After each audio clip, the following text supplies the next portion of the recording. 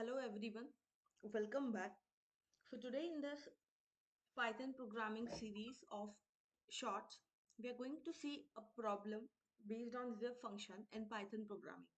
So till now we saw the concept of zip and enumerate, right? And on basis of enumerate we have performed out some certain tasks and examples, right? So let's just move with one of the problem on zip. Okay, this is just for sake of example to understand the zip function concept in a better manner. So we have the task that match names with marks. So we need to give out here the marks list and we need to give out here the names list. What we want to do basically here, we want to just get the names in front of our, we want to get the marks in front of our names, okay? For that, I'm going to create out two lists here, names and marks, okay? So marks, let's say I'm having here some names and let's say, let's say another name as. So this is the naming list I have. I want to give the marks list, which is going to store 50, 89, 90, 90. So four students we have given and 4 marks we have allotted.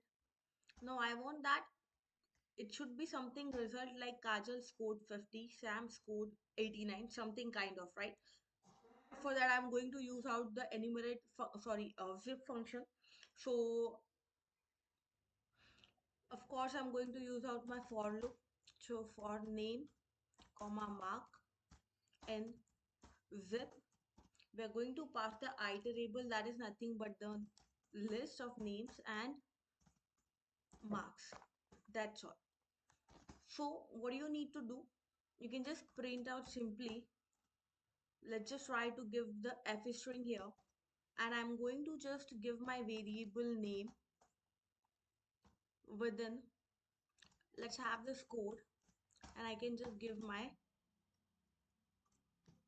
mark, right? If I'm going to run it, you can check that Kajal scored 50, Sam scored 89, Priya scored 90, and Visha scored 90, right? So this is how things are actually working. You can just use out the zip function as we were using out the enumerate function, right? So yeah.